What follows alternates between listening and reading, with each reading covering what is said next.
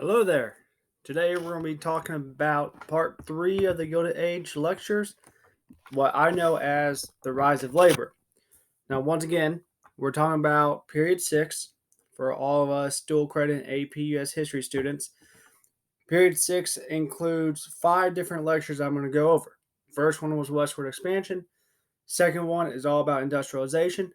This one is kind of the effect of what industrialization is going to create, and that's the rise of a lot of labor unions that we have still to this day. Just to make sure, though, make sure I'm recording. I'm going to go back real fast. Beautiful, I am recording. Kind of like beforehand, I'm going to make this straight to the point. I could go on and on, tell stories all about the rise of labor and labor unions at this point, but we got to get to the most important stuff, and that's actually knowledge about the Gilded Age. So, first off, we talked about westward expansion. It creates a lot of resources for industrialization to take place. And whenever you have industrialization, you're going to have all these entrepreneurs like Rockefeller, Carnegie, Vanderbilt. All these are going to start rising up. The problem is, at this point, this unfettered capitalism that we have, the rise of these big businesses, these trusts, these corporations, these monopolies that come up, what you're going to see is the ugly that's going to come with it. So, with that being said, during this time period, you're going to have a term that is going to come up quite often, and that's known as the Gilded Age. Now, the Gilded Age is actually going to be coined by a man named Mark Twain. Mark Twain, very famous, especially if you love English literature, very famous individual. And he's going to come up with gilded, the word itself, representing the time period. And what he meant by that is gilded just means something painted gold. So it's pretty much covered in gold. And what he's referring to is the fact that at this point, on the outside, America looks golden. We're having businesses explode. We're having all these goods being produced. Things are improving vastly for most Americans. Standard of living is going to go up. But if you really get into America itself, if you're living here, this gold that everyone else in the world is seeing is actually crap. So that's where we get the idea of Gilded Age, meaning gold-plated crap. And here's some of the factors that go along with the Gilded Age. First off, our standard of living is improving. You're talking about the production of new goods, cheaper goods that helps individuals get get individual items that they need in order to improve their own standard of living. On top of that, jobs, these factory jobs are creating wealth that individuals used to not have. We were a very agricultural based society before the second industrial revolution. This Gilded Age took place. So now the fact that you could go to a city and get a factory job blows people out of the water. But what we also get at this point is one of the biggest enormous wealth inequality gaps of all time. At its extent, you're going to have the richest 10% in 1890 controlling up to 90% of all America's wealth. Now, in today's society, if you want to kind of equate this, to them that was shocking. Today's society, the top 1% controls over 90% of the wealth. So we have an enormous wealth inequality as well, and a lot of trace and origin can be traced all the way back to the Gilded Age. Now, if you ever hear me, and I could always make a mention, and I might make a separate lecture about this one day, but a huge thing for me is, all right, why are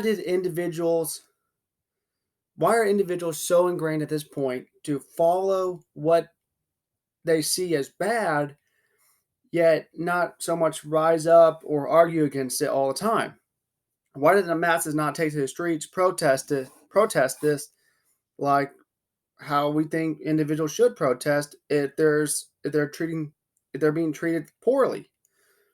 Well, that's because you're going to get a lot of supporters behind what's going on, such as Horatio Alger Jr. Horatio Alger Jr. creates a lot of books. In it, he talks about this idea of what's called a self-made man. And this self-made man, as you can see in the bottom right, all right, this self-made man is this individual who works 6 days a week, 10 plus hours. You're talking about poor wages. He raised a family. His kids aren't working in a factory, but he always does everything his boss tells him to do. And so he's a self-made man. So he works this year after year, and eventually, in the long run, he becomes a millionaire. Now, the idea of where Algiers got this self-made man from was one of your monopolists, and that's Andrew Carnegie. Poor Scottish immigrant. Soon enough, he's going to rise up, become a millionaire, and he's going to do great things in terms of wealth and giving back to the community. Problem is, that is one person out of millions that actually happens to. So you're going to have a lot of people just follow along with the time period because guess what?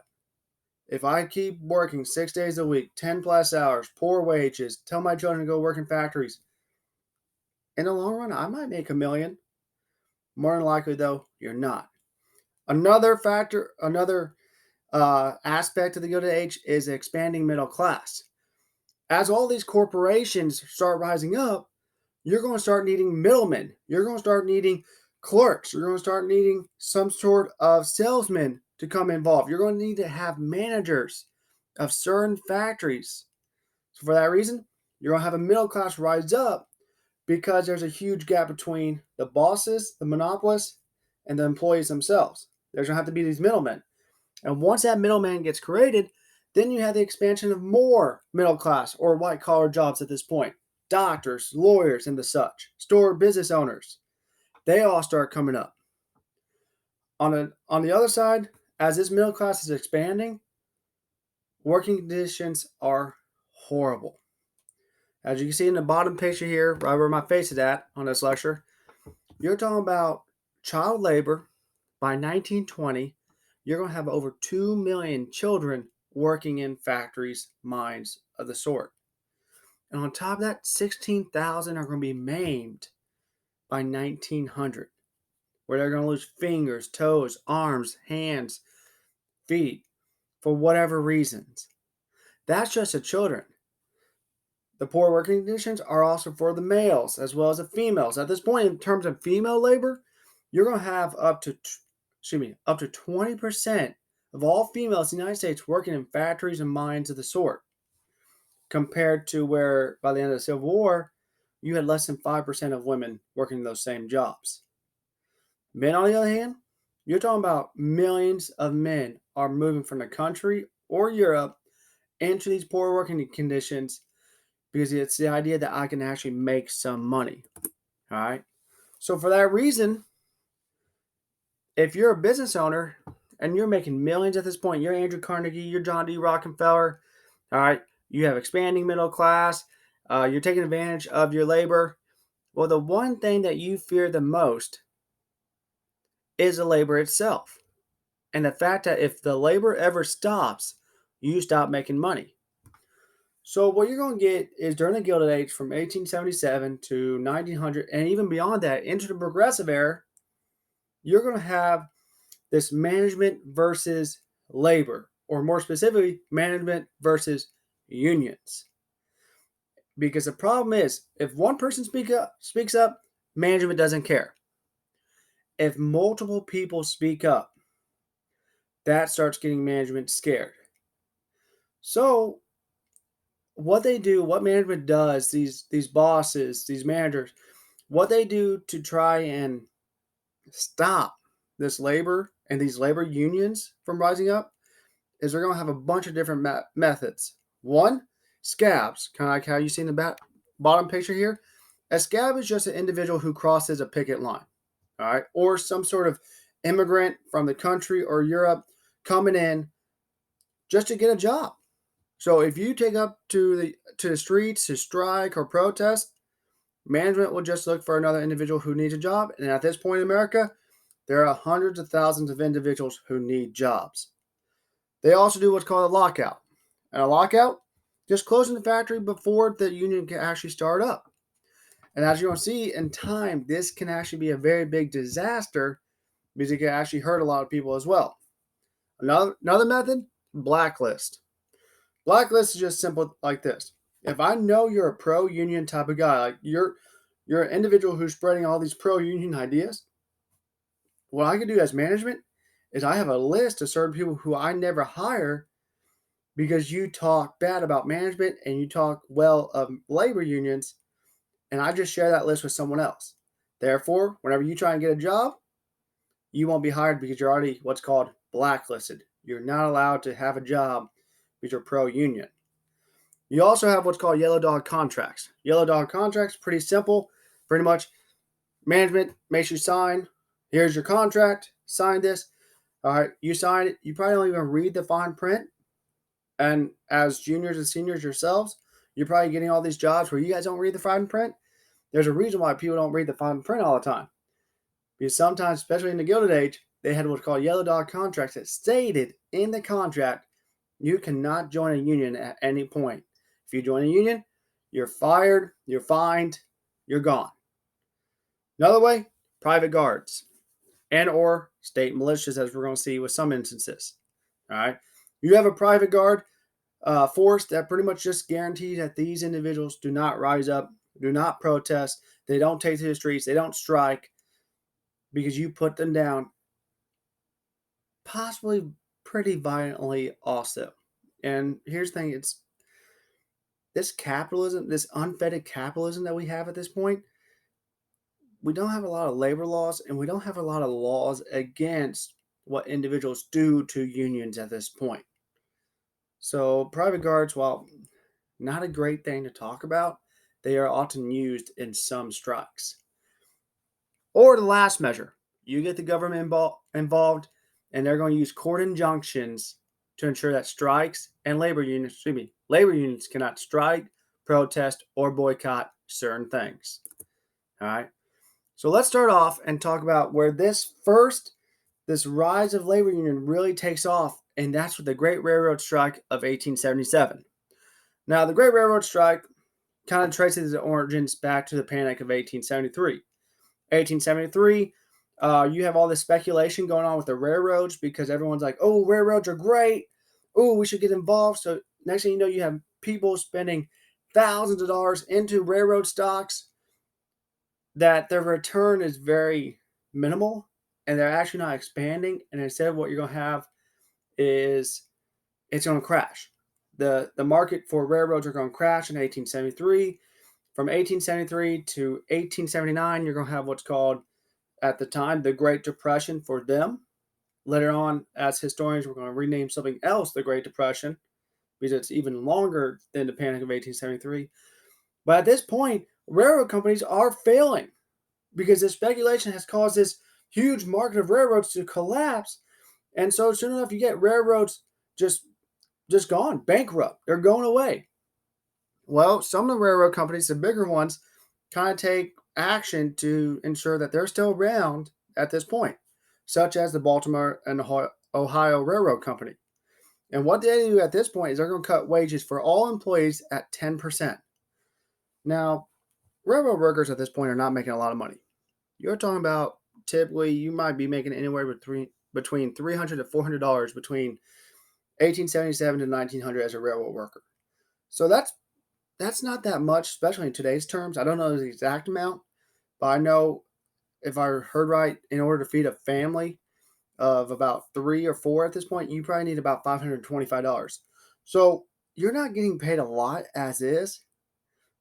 And once you hear 10% takes place, well, that's going to cause a lot of these railroad workers to even lose the ability to even get some minimal subsistence on their table for their family. So they're going to take to the streets. They're going to cause a strike. All right. And what you're going to have is you're going to have at this point this strike that just kind of evolves over time to where it's going to last for 45 days. It's going to involve over 11 states. It's going to shut down up to about 2/3 of all the nation's railroads. On top of that, railroad workers are not only striking, but you're going to have 500,000 other industrial workers of all different sorts of industries strike as well. So you're going to have the first national strike in American history occurring, all because 10% cut wages. So finally, the president at this point, Rutherford B. Hayes, he's going to get involved, and he's going to look around and say, why is this happening? As you can see with all these pictures, I mean, it's all over the nation. And this is hurting him because, once again, most presidents kind of want to get reelected. Well, if you have a strike, your image is not kind of good. All right, protests are not always a good image for politicians. So how can you put this down? Well, it gets to the point where finally the president has to get involved, and he's going to order the military to put down this strike. Now, the military is going to go from city to city, put down this strike, tell the workers to get back to work or else lose their jobs. But sometimes it escalates into some violence. And at its worst, in Pittsburgh, there will be over 26 strikers killed, many more wounded. And total, you're going to have over 100 strikers killed because the military is putting this down city after city. Now, at the end, railroad gets back up and working. The strike ends after 45 days. But what you're going to get is an influx of organized labor starting to unionize all across this nation. Now, your first two big labor unions. One is the National Labor Union of 1866. All right. National Labor Union, top and bottom leftmost picture right here. All right. They're going to come out and they're going to argue for certain things. Now, at this point, having a labor union is nothing unheard of because you're always going to have unions since work was established. Throughout time, they be called different things like guilds. They could be called just like local industrial unions where your membership is possibly a couple thousand. Whenever I'm talking about like labor unions in this age, we're talking about national labor unions that are both organized skill and unorganized skill. So you're talking about agricultural workers, sometimes with industrial workers. You're talking about educated workers along with uneducated workers, all coming together to argue certain things. National Labor Union of 1866 forms, and here's some key things about it. At its peak, it's going to have over 640,000 members. What doesn't sound like a lot to this day, but you got to remember at this point, your top unions before the Civil War, maybe a couple thousand. So for this one to have over 640, that's amazing. Some things that they advocated for, all right? One, as you can see with the top left picture, 8-hour work days. We go to school for 8 hours. That's nothing unusual. Back then, it was kind of considered normal to be working 10 to 12 hours. But that left a lot of time where not for sleep and not to be able to enjoy time with your family. So they advocated for 8-hour days, higher wages, and that's nothing new. In America to this day, we still argue for higher wages. All right. But they are also going to advocate for broad social programs such as equal rights for both women and blacks in these United States. And at this time, you're talking about 1866. 13th, 14th, 15th Amendment are going to come out. Problem is, you're not going to have the 19th Amendment for a long, long time. So women are not going to share rights that certain whites and African Americans are going to have in 1866. They also want monetary reform, what's going to kind of lead to the rise of some third parties that we're going to be talking about later on. And they also wanted what's called worker cooperatives. And these worker cooperatives is just this idea that, yes, we're working for this industrial manager, this monopolist. We give them so much product so that way they can sell it, they can make money, but then we keep some of the product and we sell it ourselves. Therefore, whatever we make off the sell, that's money that we get, and we turn that into the income that we have. And that's the idea of a worker cooperative. Problem is, National Labor Union of 1866 will collapse because of the railroad strike of 1877. Once that kind of happens, once it's put down, pretty much the labor union itself kind of collapses. It has no power. But in its wake, it's going to help form the second big labor union that we're going to talk about in the Gilded Age, and that is the Knights of Labor of 1881. Now, Knights of Labor, same idea. organized skill and unorganized skill working together. Formed originally as a secret society by Terrence V. Powderly, this individual down in the middle. It was originally formed as a secret society in 1868 because there was a fear of what management would do with a massive union. Well, finally in 1881, after the whole entire Great Railroad Strike of 1877 comes around, they finally decided to take to the streets. And some things that are hugely important for them. They include women and African Americans, at this point, was kind of unheard of. And their goals were very, very similar to the National Labor Union. They advocated for worker cooperatives, but on top of that, they advocated for two other social programs. One, the abolition of all child labor. Now, you already know that I told you that by 1900 there's 2 million children working in the factories. So that means their program of 1881 is not going to actually take place for a long, long time. But they will influence certain states as well as companies. They also want the abolition of trust and monopolies because at this point, people are starting to realize how much power these these corporations actually have. And they start seeing it all the time. And so what you're going to see, as you can see with the top right, all right, bottom right, Knights of Labor is going to become a huge movement that at its point, at one of its top peak moments, it'll have 730,000 members. And it's going to be huge. And in 1886, it's going to be a huge reason why another huge historical event is going to take place. And that is the Haymarket bombing of 1886. Now, Knights of Labor, they're going strong. Their memberships are keep flooding in. They keep getting certain wins across certain cities and states for some of their agenda, their social agenda. Well, at this point in Chicago, Illinois, one of the biggest industrial cities that you're going to have 80,000 members of the Knights of Labor Union come together to have what's called the May Day Labor Movement. Now, the May Day Labor Movement was pretty much like a protest. It's just 8,000 members are going to take to the streets. They're going to march around. They're going to have certain slogans. They're going to stop working, cause certain businesses to lose money. And through that act, hopefully, management will actually give them what they wanted. And the thing that they were advocating for at this point was just an 8-hour workday.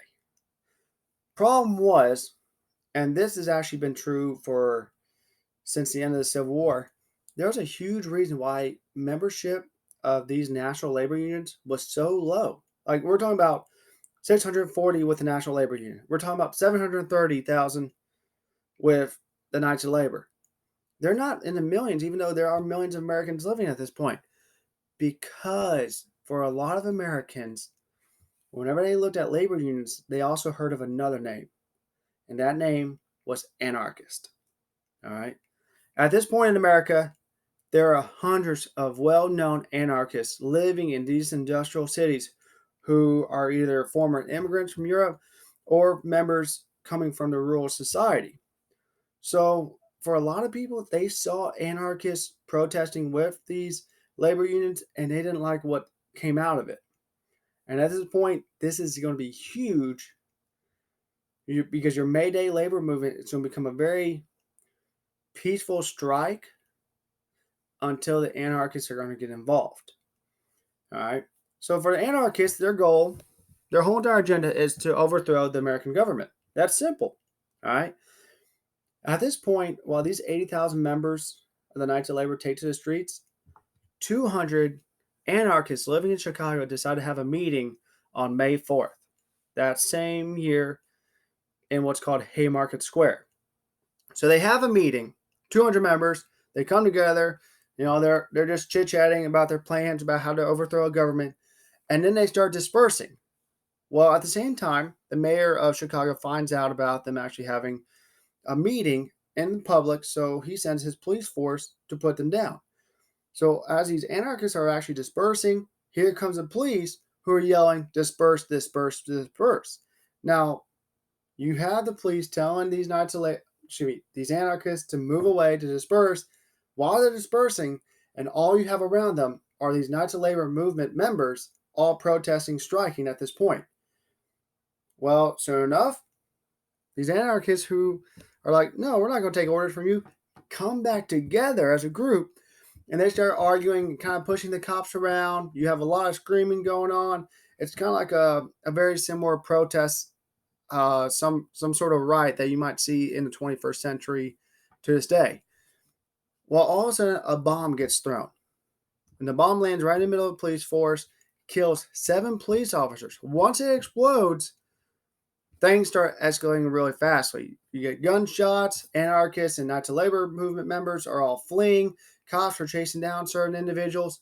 And at the end of it, you're going to have 8 members of the anarchist group arrested. They're leaders. Out of those 8 members, 7 of them are going to be tried and found guilty and sentenced to death. Now, that doesn't sound bad for a Knights of Labor movement until it becomes known that one of these 7 who are being executed is also a member of the Knights of Labor movement.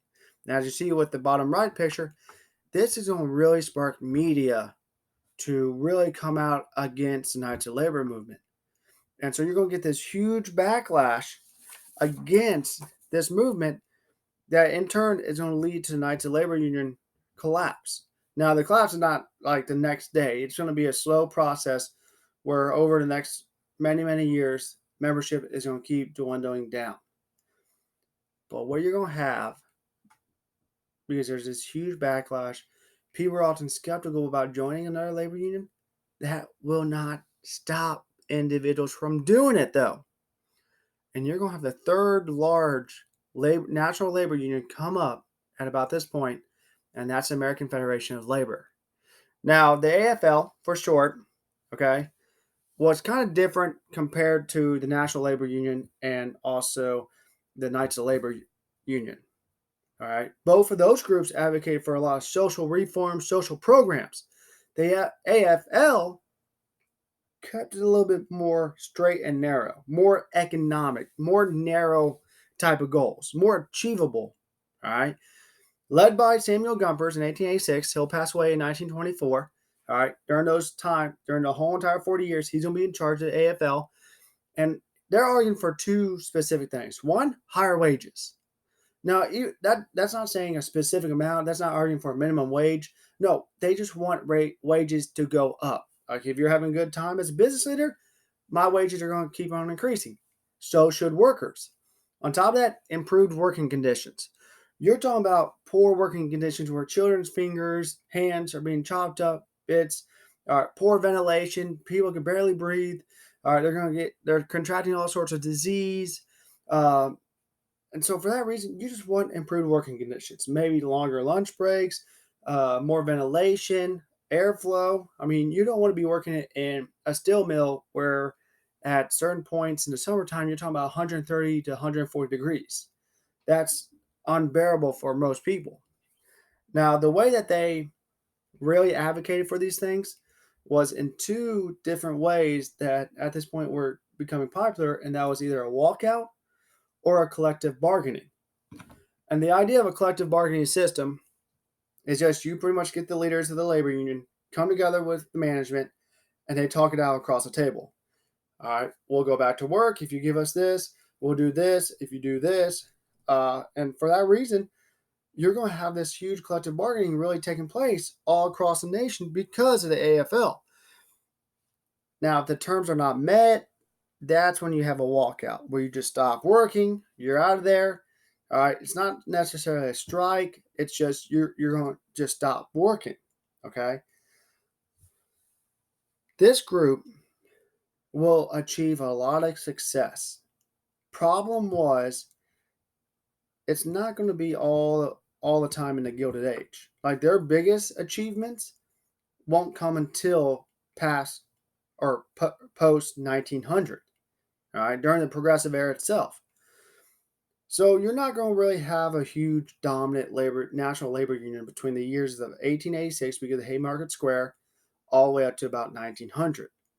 Now, once the AFL gets going, you are going to reach memberships of over 1 million members, and it's going to persuade a lot of businesses to change and give higher wages or improve their working conditions. Now, Because of the fact that there wasn't a huge national labor union, you're going to have a couple more strikes led by local unions who are going to draw upon some of these former relics of these national unions to try to help them out. And what you're going to get is oftentimes just something ugly that occurs that's going to put labor down in the Gilded Age. And the first one's going to occur in Homestead, Pennsylvania. Homestead, Pennsylvania is one of those industrial towns. Factory got built. Soon enough, you're going to have like all these neighborhoods being built, school, grocery stores. And that's what it was. It's located right outside of Pittsburgh, Pennsylvania. All right. It's a steel mill. And the man in charge of it is Henry Clay Frick. Now, Frick is Andrew Carnegie's right-hand man. Frick is actually in charge of all coal in Carnegie Steel Corporation. And he's also in charge of this one steel mill.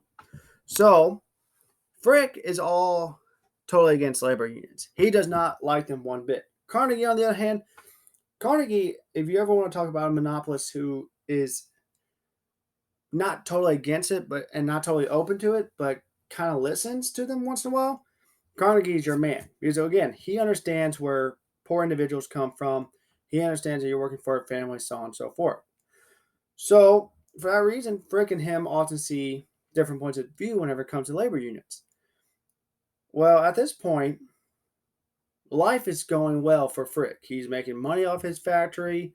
His steel mill in Homestead is producing tremendously. They're improving. Wages are, like, everything's going up. For that matter, his employees, about 6,000 of them, come up to Frick and they say, hey, boss, we know that you're making a lot of money. Can we have increase in wages? Well, Frick, because Carnegie's gone, he's going to be on a cruise for a few months to his native Scotland. Well, Frick decides to counter their offer of improved wages with a 22% cut in wages all across the board for all his workers in Homestead, Pennsylvania. For this reason, they're going to rise up. They're going to go on strike. Well, Frick, Frick's that middleman right here, bottom middle. All right.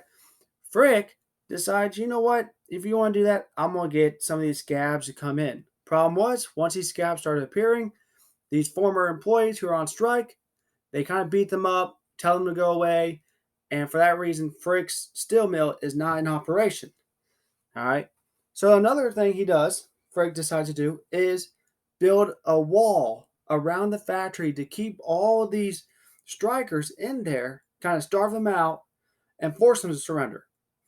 What this does instead is it only fuels their rage to keep on fighting. So what you're going to have for about 5 months is this strike's going to endure, where these individuals are going to be located in the steel mill. They're going to fight for what they believe in, improved in wages. They're going to beat back the scabs. On top of that, they're going to fight a battle, as you can see in the bottom right and the top right, against who are called Pinkertons. Now, Pinkertons are kind of like this Secret Service force out to hire, if you want to call them that. They operate in the West. They operate during the Civil War. All right. And so for that reason, Frick hires about 300 of them to come and take the fort, overthrow the strikers. So he hires out 2 barges, as you see right here, and they're going to storm the walls. Well, soon enough, all 6,000 homesteaders are going to come out. They're going to fight. And after a very prolonged engagement of a couple days, all 300 Pinkertons are going to surrender, making it seem like the strikers won a glorious victory. Problem was, once this happens, Frick immediately turns to the governor, and soon enough, you're going to have the state militia with rifles and bayonets coming out and finally putting down this strike. At the end of this, all 6,000 strikers, their families, are fired. None of them get improved wages. They're all forced to leave. Soon enough, Frick hires a bunch of scabs from the South. You're going to have the influx of thousands of African Americans, former slaves, moving into this factory. And soon enough, Frick is once again producing money. Now, this is just one instance of, once again, management versus unions. And at the very end, after everything else failed for Frick, he's going to have the government backing him up. Another time, and this is the last major strike that we're going to talk about, where you're going to have management versus unions and you're going to see the government get involved is with the Great Pullman Strike of 1894. All right. George Pullman, man in the top left. All right. He creates these very luxurious Pullman cars that still exist to this day, as you see in the bottom left. They're often used. If you ever seen certain movies such as Christmas was just happening, my sister was watching a movie, not Christmas Carol, Polar Express. If you ever seen Polar Express, all those railroad cars that they're involved in, those are Pullman cars. They're very, very luxurious. You're going to have presidents using them to campaign from the years 1870 all the way up to the 1950s. All right. They're just very, very nice luxury train cars. Now, Pullman decides, once again, he wants money. He's like any good monopolist. He wants more money. He's going to cut wages in 1894 to all his workers. So soon enough, you're going to have all these Pullman workers they're going to strike. They don't believe in this. They want more money, if anything else. So they're going to take the streets. But the problem was they don't have enough representation to either get what they want through collective bargaining or get what they want through a strike. So they're going to turn to the American Railroad Union, led by this individual up here, top middle left, Eugene V. Debs. Now, Eugene V. Debs, pro-union, leading this railroad union, he's going to order that any train, railroad company, strike workers who are working with any Pullman car to strike and boycott. And what you're going to have is the nation's going to come to a standstill because most trains at this point are using Pullman cars. So he's advocating that any worker who's working with a railroad company that's using a Pullman car to stop. And you're going to have well over 2/3 of this nation's railroads stop working. Government's going to get involved. President Grover Cleveland is going to get involved. Problem was, he saw what Rutherford B. Hayes did. He didn't want to actually go out and kill people. So for that reason, he orders the military to start working the trains. And how he gets the military to work them is he hooks up any Pullman car with the one government agency that they use a railroad train a lot for, and that's mail. That's the post office. So you're going to have all these Pullman cars operating with these mail trains going all across the nation. Problem is, there's not enough mail trains to help operate the Pullman cars. There's delays all across the board. So soon enough, Grover Cleveland's going to have to take another step. And for that reason, he's going to get the court involved. And the courts are going to order injunctions against any railroaders, strikers who are boycotting the use of these trains as null and void, as illegal, because it's hurting infrastructure. It's hurting economic flow between one state to another. All right, they're going to find loopholes around the Constitution and our laws to ensure that this strike, these unions, are put down. Well, soon enough, most workers are actually going to give up this strike and boycott. But Debs, amongst other leaders, are going to get arrested because they're going to still advocate for a boycott all across the nation. Unfortunately, Debs is thrown into jail along with several other leaders of this boycott. Debs realized that there needs to be more drastic changes in this nation. So for that reason, he's going to become what's known as a socialist in 1900, as well as form the American Socialist Party, what's going to be a third-party system that's going to kind of influence some of the elections between 1900 to 1920. And as you're going to see, it's going to create a lot of new laws that are going to be established in these United States. So what are you getting out of this rise of labor? All right. Well, what we're going to see is during the Gilded Age, government is going to kind of back up management. You're going to have a later Republican president, kind of mimicking a lot of the Republican values of this time. We're going to talk about Gilded Age politics, the third week of this 9 weeks, and it should be coming out. It's going to be your 5th lecture.